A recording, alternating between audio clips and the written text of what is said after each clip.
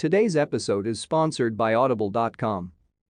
Audible is a seller and producer of spoken audio entertainment, information, and educational programming on the internet. Audible sells digital audiobooks, radio and TV programs, and audio versions of magazines and newspapers. To start using Audible today, please visit their website at www.audible.com. That's www.audible.com. Welcome to another episode of Taking You to the Top. In this podcast, Rami spends time speaking with founders and CEOs from across the globe and asks them specific questions to learn exactly how they launched their businesses. Before we get started with today's guest, please follow Rami's Instagram account and subscribe to his YouTube channel so you don't miss any upcoming episodes. If you'd like to watch previous episodes, simply click on Rami's IGTV section or visit the YouTube channel to watch those episodes. If you'd like to get more information and analytics about each guest, simply click on the website link in Rami's bio. Now, let me spend a moment to introduce today's guest before Rami gets started. Today's guest is the CEO of FloatPac. FloatPac offer technologies to a diverse range of pioneering ideas and products. They solve a host of modern industrial problems across land, sea and air in an original, renewable, and eco-friendly way. Join Rami in welcoming him to the show. If you have any questions for our guest today, please leave them in the comments section below. That being said, we hope you enjoy today's episode. Without further ado, are you ready to take it to the top? All right, Gavin, thank you so much for joining me today. It's episode number 7 of Taking You to the Top. Welcome to the show. Thank you for having me, Rami. It's highly appreciated to invite me onto your show, and I'm looking forward to our conversation. Absolutely. If you could, to start off, if you could introduce yourself and maybe take us back to the beginning, where you're from, what your journey was that led you to becoming the CEO of FloatPac. Okay, so my name's Gavin Hodgins, as you mentioned, CEO of FloatPac. I started my professional career out of undergraduate study here in Australia. I'm based out of Melbourne. At that time, I was living in Sydney. Left my high school study a little bit unsure what I wanted to do, so thought I'd become a teacher, given that it made sense to have a trick of the trade in case I couldn't find anything else to do. Got 3 years into that study, and not having been at high school for 3 years, went back to high school to do a placement of being a teacher, and realised that there was no way known I was going to go back into a high school or primary school environment. So decided to leave teaching at that stage, and I'd had some people. I went back to high school on teacher placement. Realised that going into the school system was not something that I necessarily wanted to do at that age of my life. So I finished my undergraduate studies, and had some people who'd mentioned to me that they thought I had a natural affliction towards sales and marketing, and as a result ended up working through some sales and marketing roles in photography, which I had done as my undergraduate study at university. Then into working for a sporting company, and then really got involved for a little while in a healthcare company selling consumables and dental equipment and all those sorts of things. And what that taught me was these guys were very, very high-powered salespeople, and it really opened my eyes to a different level of sales and marketing in particular that I hadn't experienced before. So I was based in Sydney, had an opportunity to come back to FloatPac and come back to Melbourne and be close to the family and things, and took that opportunity in 2003. I started with the business working on the factory floor. So the idea was to come down and do sales and marketing, but in the particular part of the business that I was being employed for, I needed to spend some time to understand the production processes and the different types of plastics we use, and just really try and get my head around how things work. So I came down and joined the factory for probably three to 4 years, and then moved out of the factory situation into sales and marketing. That was sort of mid 2000 and would have been mid 2008. And then since then up to 2020, moved through sales and marketing manager into operations manager, general manager, and then became CEO of FloatPac about 18 months ago or so now. So so that's brought me to where I am today, and what we're looking at. Business has been through a lot of different iterations in that it's got flexibility to be able to handle those iterations. And as a small to medium enterprise in Australia, we continue to grow the business, and obviously look at different things to be able to do during issues around coronavirus and things like that as well. Gavin, if you don't mind, would you advise anyone listening, I mean, if they were thinking to join a company, do you advise that starting from the bottom of the ladder all the way to the top of the ladder? I mean, is that what you would have done, or did it just happen to be that way as part of your journey? Look, I think in my journey, it's probably that it's happened to be that way. I mean, it's got a lot to do with age. I mean, I think now if I was to join FloatPac, I probably wouldn't want to spend 3.5 years working on the factory floor. But what it did was give me a confidence in understanding how plastics work, how the different types of fabrication work that we do. And you and I hadn't had much experience in manufacturing before, so it did open my eyes to the potential for manufacturing. So I think it's definitely sort of written the path of my journey.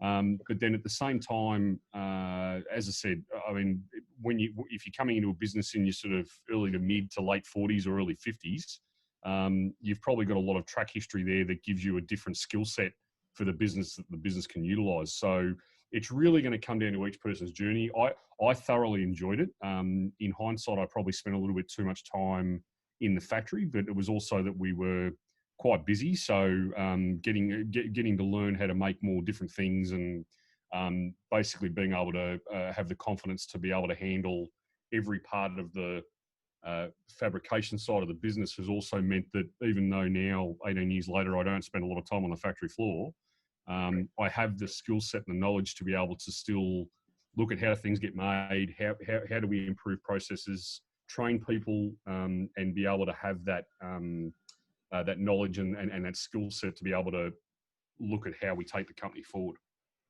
Sure, and I think, I mean, it would help your decision making much more. Absolutely, yes. Great.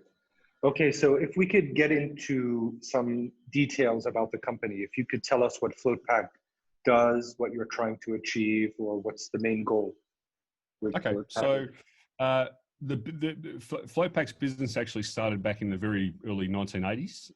It manufactured inflatable lifting bags and salvage devices for the marine industry. It originally started making a very specialised lift bag for the Australian Navy, which is a contract that we still have today, almost 40 years later. And off the back of that creation, the business then started looking at other inflatables. It helped develop the worldwide industry for what's called a flexible tank, which is a pillow tank or a bladder, or however you want to pronounce that. Everything at that stage was basically aimed towards the maritime industry.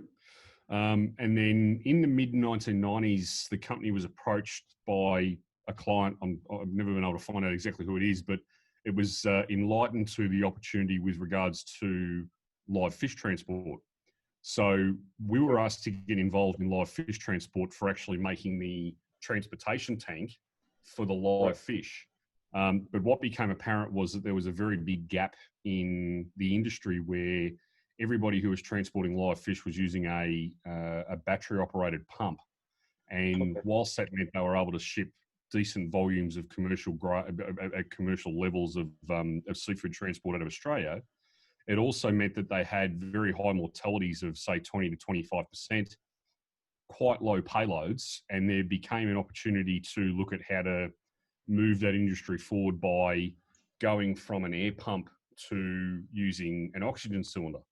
So the owner of our business, a guy called John Curtin, had some contacts in the aviation industry and went and spoke to them, and basically what became apparent was laws around air freight and things meant that to be able to move an oxygen cylinder, which is rated as dangerous goods, you need what has always been called and what will probably always be called a special provision. And there was no special provision for this aquatic animal transport using oxygen cylinders. It didn't exist. So FloatPac then spent probably 2.5, 3 years developing an oxygen regulator that would satisfy all of the airline requirements. It got involved with the International Air Transport Authority and ICAO, who are run by the United Nations, and basically worked for about 3 years to have a special provision written that would allow a transportation bin to be put on an aircraft with an oxygen cylinder to transport commercial fish overseas using oxygen. And so what that meant was there was already a fairly well-established live fish transport industry out of the northern part of our country in Queensland. So off the Great Barrier Reef, we probably have the best resource of coral trout in the world. So those guys were already sending with air bins. What FloatPac, under its FishPac moniker, was able to do was to come in and replace the air bin aspect of that transportation system with the oxygen system. And so what then happened to that industry was it went from a 20% mortality, where when you're selling fish at, say, 50 or 60 or 70 or 80 US dollars, actually, it doesn't really matter what you're selling it at, but especially high-end value fish like what the Australian guys were selling, they were able to go from 20% mortality to virtually zero. And off the back of that industry was then able to grow because they were able to charge a better price for their product. They obviously knew that not as many fish were going to die. It became far more sustainable, and so FishPac was born. And realistically, FishPac has then spread its wings in that in Australia we deal mainly in the coral trout industry and the abalone industry. The coral trout industry is basically 100% FishPac. Anyone coral trout in Australia uses the FishPac system. We then expanded into Indonesia. So the biggest live fish transport company in Indonesia uses our system to transport all their fish into Hong Kong. It then went into the Maldives, and it's basically spread its wings from off the back of that, going on now 20 years, and very proudly we have an impeccable safety record. We've done in excess of 250,000 shipments of live fish using our system.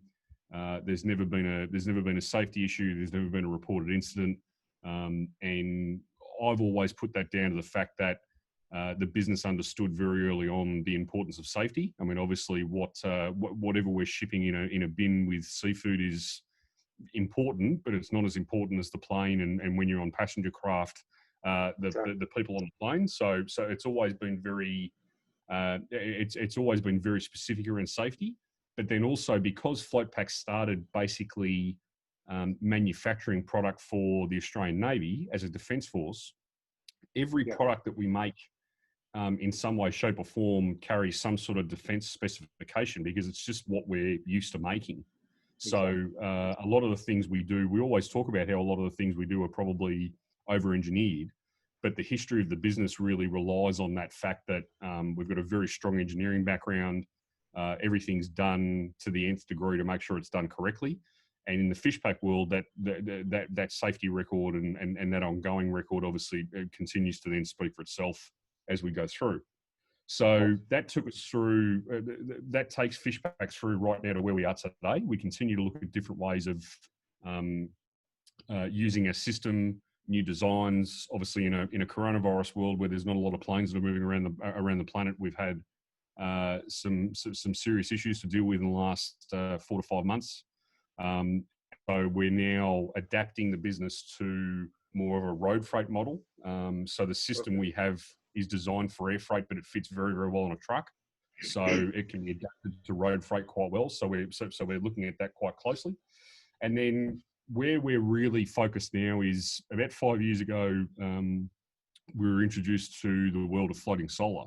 So because we manufacture inflatables, we had a Makes company here sense in... to put solar panels on the inflatables, for sure. That's exactly right. And we went through that process a fairly long way, and it worked. The inflatable side worked really well. But I mean, when we make an inflatable to go and pick up a boat, we're picking up a lot of weight per cubic meter. So we make very, very heavy industrious product that will be used for a variety of reasons with a lot of weight. When we went and tried to apply it the other way, where a solar panel weighs, say, 15 kilos per square meter, it's not a lot of weight. We actually ran into problems with getting the bags to operate in different temperatures, and atmospheric pressure changes became problematic and things like that. But at the same time, with all this work we did in the fish pack business with transportation bins in 2010, 2011, I sat with my engineers and said, well, hang on, if we can't use inflatables, we're already molding all these other products into rigid plastic. Is there a way we could look at a rigid plastic mechanism and use what we've learnt in how we designed our fish pack product and try and, as I like to say, Frankenstein that into something we could use for floating solar? And so it's really just, it's become a culmination of what all our intellectual property that FloatPac has is. And we've now got a system that we've designed, which is the only system that's made in Australia. There's very, very good quality product out there that's coming from overseas. Our system is very, very vastly different to the other designs. So we've always sort of walked to the beat of our own drum. We've gone and designed something that is a maritime design product first and foremost, rather than just something that'll float, that'll have a solar panel on it. So we're trying to address all the engineering issues that exist in the industry with some of these other designs and other concepts about how you put solar panels out on water. And I mean, when we got into that, when we started looking at that industry in 2015, there was about 10 or 15 megawatts of floating solar installed predominantly in Asian countries where land was not very readily available, and they started looking at water as an asset to put solar panels over. Sure. In 2020 now, that market is worth 2.5 gigawatts. So for listeners and things who are not in the energy space, there's 1,000 megawatts in a gigawatt. So there's been a very large exponential growth in 5 years. Right. Market forecasts are that that'll probably hit 10 to 15 gigawatts in the next 3 or 4 years. So it's definitely on a very, it's got an exponential scale that it's dealing with at the moment. And in Australia, where we're a very strong renewables country, I mean, pound for pound, Australia has the best sun resource for solar in particular in the world. Sure. Floating solar hasn't been something that's been taken on in a big way for a variety of reasons. First and foremost, we're not necessarily very land poor. Obviously, we've got a lot of land where no one lives because it's not in habitat at the moment. So we're then looking at other ways that floating solar becomes advantageous for industry, in particular in countries where you've got severe droughts, where Australia has experienced severe drought now for the last 20 years in particular. Floating solar also then helps with evaporation protection to stop water evaporating. So it assists with water security and water scarcity and all. And so we're going through and looking at the sort of the whole picture as to what floating solar can offer. And we're also getting close to a point now where we can compete at a dollar level with the much larger scale sort of large scale utility systems you see installed on ground and land installations and things like that as well, which is going to be a real turning point for the business because once we're able to compete at price, we can then tick the price box, which is obviously vitally important. But there's all these other environmental benefits that floating solar and our system, we think in particular, gives to the renewables energy that other types of renewables can't give. So there's a very big upside to the technology. Right. And this floating solar, have you only just launched it in Australia, or have you gone to, for example, the Middle East, where sunshine is almost unlimited? Yeah, so I mean, the first iteration of what we did 3 years ago was released in Australia. Okay. I mean, anything with flotation has basic physics and science around it, but you always want to make sure that it floats, because if it doesn't float, you're really not going to be in business. So we spent a lot of time making sure that what we had was working properly, and also looking at installation methodologies and things, and trying to figure out how we can really basically pump the numbers up of what we can install per day, which is going to bring the overall, the levelized cost of energy across the installation costs down. Sure. And so we've actually only just recently signed an agency agreement with a company based in Oman, and so they've got agency access to the entire FloatPac and FloatPac Solar repertoire of product. So we're talking to them. There's a lot of inquiry for our product into the Southeast Asian market, particularly Indonesia, Singapore, Malaysia, all those types of countries where the Australian-made aspect of it carries with it a fair bit of prowess in that we've had a lot of success over the years in supplying those countries with very high quality product. Right. And so we're looking there, we're looking at the Middle East. There's a significant opportunity in North America as well. So the way we're looking at it is a little more holistically around the benefits of water saving as well, because there's an intangible there that, as I mentioned just before, not many other forms of renewable energy can offer that intangible aspect of water saving and water scarcity protection, as well as cheap green renewables. So we're looking at that as we go. And so the format of that business will no doubt sort of change a little bit in the next 3 to 4 years. And as we continue to grow and learn more, especially in the renewable space where there's a very fast appetite to increase technology, the FloatPac solar product will then continue to expand as we move into those other industries. Sure. That's great. So if you don't mind, FloatPac as a company, do you know if it was originally self-funded when it was formed, or if capital was raised?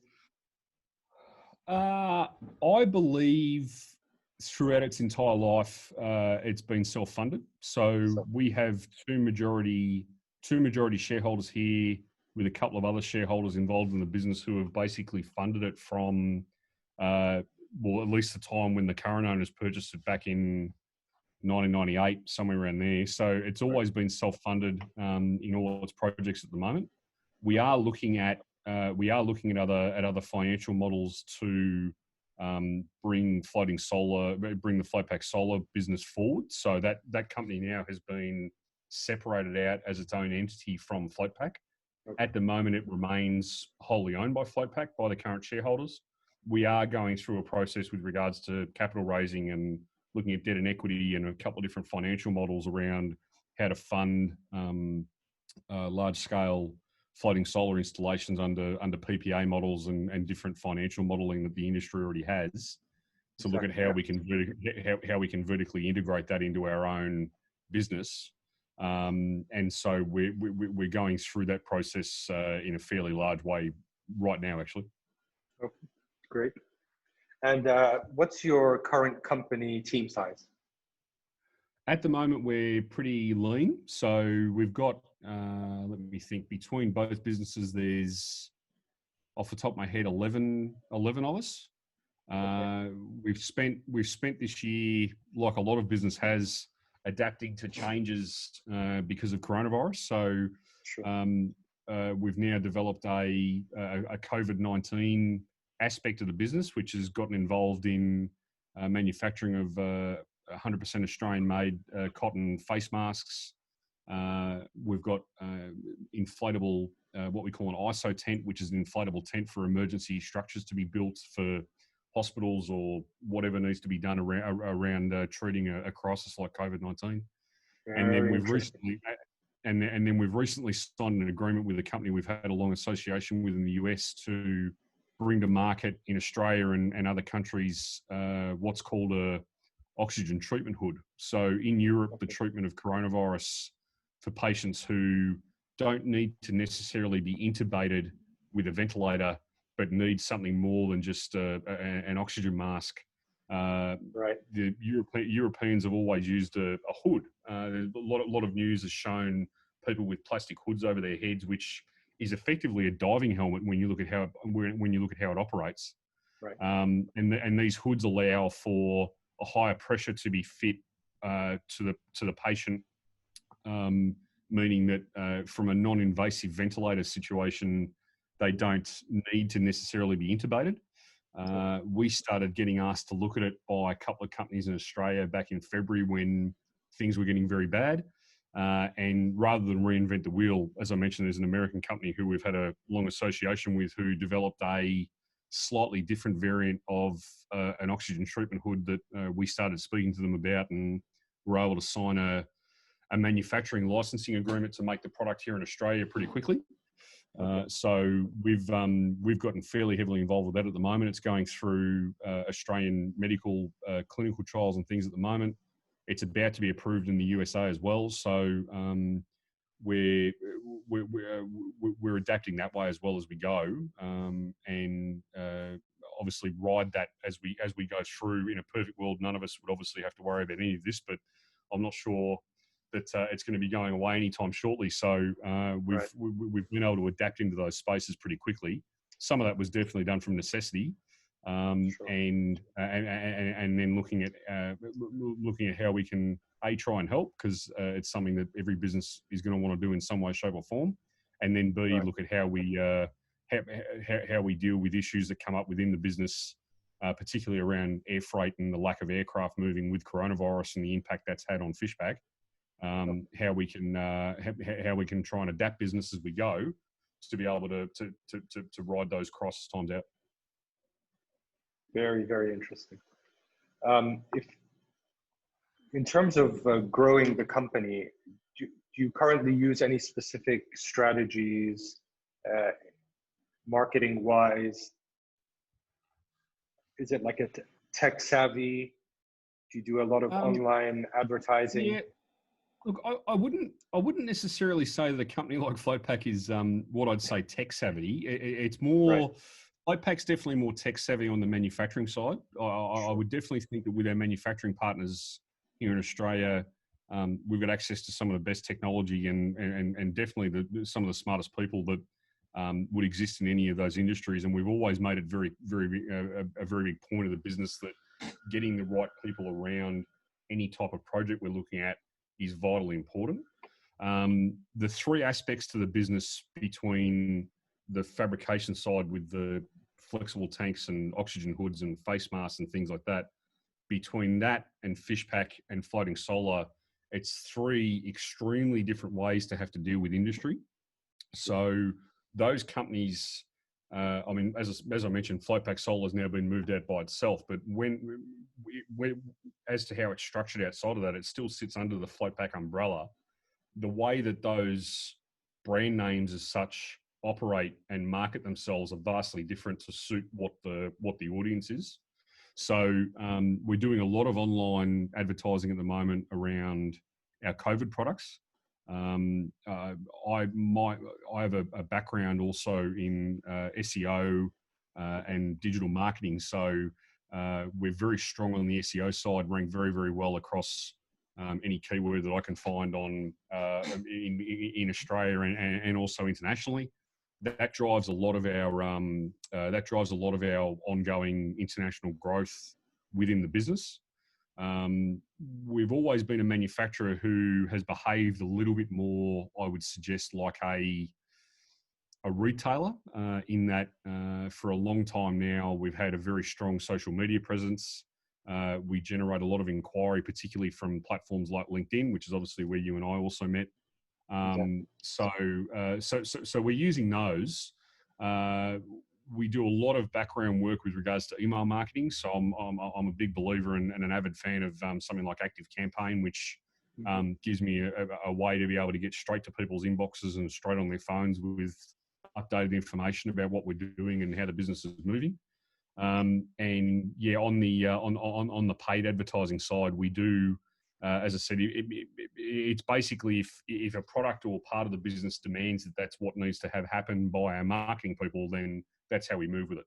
So it's really being able to be quite fluid in that space to be able to react to what we believe the client base is asking for, and what is the most direct ways to get to those people, so that as a manufacturer, we're not having to talk through 4 or 5 different channels to get to those people, but we can talk to those people directly and therefore engage with them in a better way.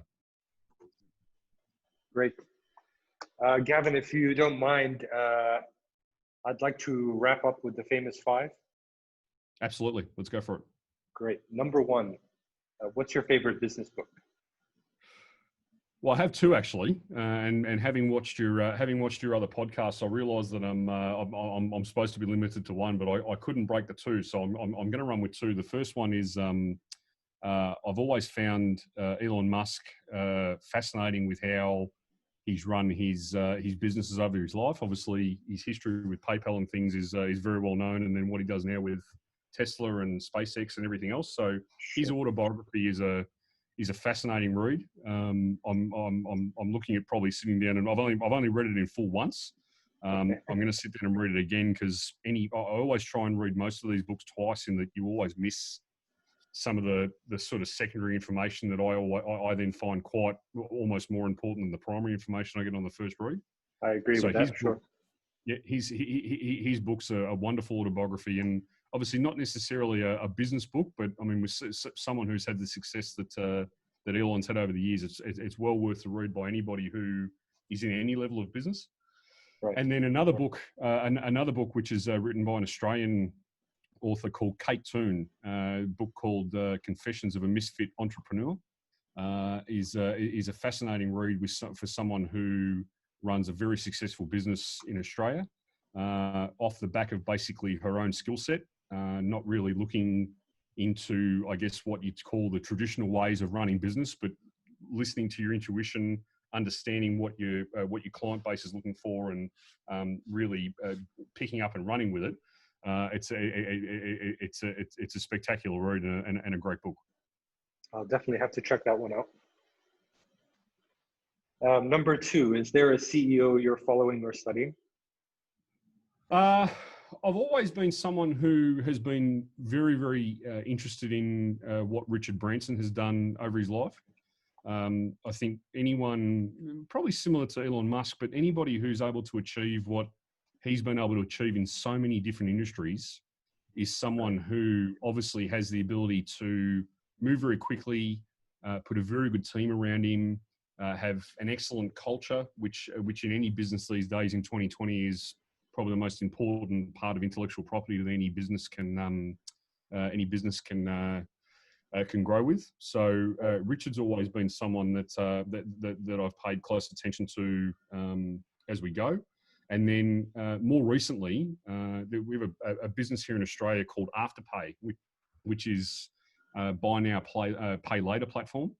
And so the CEO of Afterpay, a guy called Anthony Eisen, is someone who I follow and pay attention to. I mean, Afterpay's business is a model that is definitely a disruptor into the financial space and the credit card industry and things like that, and paying attention more so to how they've had to deal with the different ways of how financial institutions can and can't make your business successful, and really how they've gone out and now is a very, very strong Australian stock exchange listed business that's on a significant growth path. The Afterpay story is a fascinating one, and following what Anthony's team is doing is something that I'm really enjoying at the moment. Number 3, what's your favorite online tool for growing your company? Look, I mentioned it before. Active Campaign is definitely my favorite tool. There's many different things out there that we can all use these days for obviously online marketing and tracking of clients and things like that. But I'm a firm believer in the power of email marketing. It's still pound for pound in my belief the best way to market to clients, in that you've got access directly to their inbox and probably 99% of them access directly to their phone now. So we use ActiveCampaign. We've spent a lot of time and a fair bit of money recently automating a lot of our processes as well, which has come off the back of what we're doing, particularly with coronavirus and selling face masks and different products. Mm-hmm. So what we're able to achieve now with automation in ActiveCampaign really does save us a lot of time and therefore a lot of money. Right. And it's one of those things, ActiveCampaign now is probably like what, even these days, like what Excel and all those types of very sophisticated programs are, in that I think I'll still be learning things about ActiveCampaign in 20 or 25 years, the same way I am about something like Microsoft Excel. It's a great product, and we're definitely trying to use it as much as we can in the growth of FloatPac. Sure. Number 4, if you could give your 20-year-old self a piece of advice, what would that be? I've thought a lot about this question. When you sent the list through to me, it was the one that jumped off the page, because I've often thought about that myself, and just with people who I talk to about when you get to a certain point in life about what you would have told your younger self. So right. I think what I would have told myself is probably to trust my intuition a little bit more. So what I mean by that is there's been things that I've done along the way with regards to sales and marketing that I've had a lot of people tell me wouldn't work. I probably slowed down on some of those things over the time, listening to those people, and I understand why those people have said what they've said, because on paper it probably wouldn't work.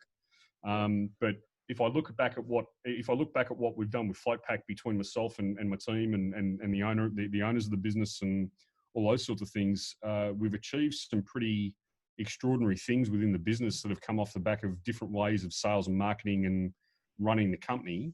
That, as I said, a lot of people would say wouldn't work, and had told me over the years wouldn't work. Right. And so if I would go back, I would be saying, well, trust my intuition and trust the intuition of the people who I've got around me, to basically go out and forge your own path rather than just trying to follow other people. Agreed. And number 5, how many hours of sleep do you get every night? Look, it varies significantly. At the moment, I'd imagine, like myself and like a lot of other CEOs and people, executives that I know, sleep's right. a bit of a luxury that we don't all have in a coronavirus world. But I've always aimed for 7 to 8 hours. A lot of people always told me that it's a luxury, but I'm not someone who can really function very well with a sort of overhanging tiredness. So right. I do always aim for 7 and 8. I mean, sometimes it's 6, sometimes it's 9. As a father of 2 young kids as well, that's always going to be something that's going to be entertaining in that space. But 7 to 8 will get me through pretty well. As long as I've got if it's been less, then there's probably a few more coffees consumed and all that sort of stuff. But around 7 to 8 would be will get me through the following day pretty well. Fantastic. Well, Gavin, thank you so much for giving us some of your time today. I hope to have a follow-up call with you maybe a year from now to see how far FloatPac has expanded and grown. I definitely look forward to that. Okay, yeah, absolutely. Let's do it, and I really appreciate you giving me your time and having me on your show. My pleasure. Thank you so much, Gavin. Thank you. Take care. Bye-bye. Bye. Today's episode is sponsored by Audible.com. Audible is a seller and producer of spoken audio entertainment, information, and educational programming on the internet. Audible sells digital audiobooks, radio and TV programs, and audio versions of magazines and newspapers. To start using Audible today, please visit their website at www.audible.com. That's www.audible.com.